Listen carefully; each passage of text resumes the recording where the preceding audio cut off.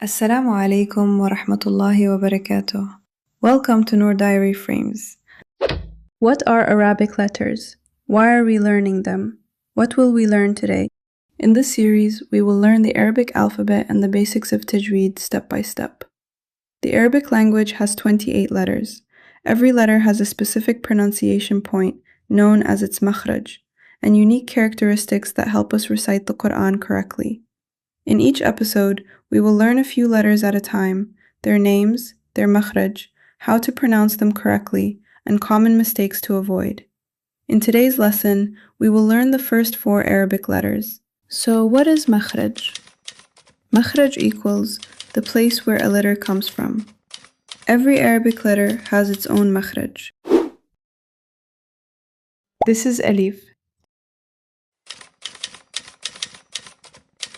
The articulation of Alif is to open your mouth and relax your throat. Let the sound come out smoothly. Alif has no fixed place in the mouth.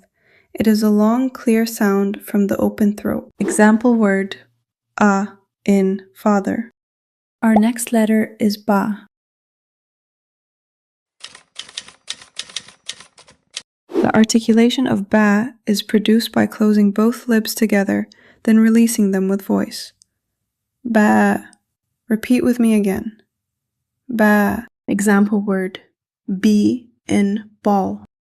Our next letter is Thaa. The articulation of Thaa is produced by touching the tip of the tongue to the upper front teeth. Release the tongue and say Ta. Example word, tea in table. Our last 4th letter today is Thaa.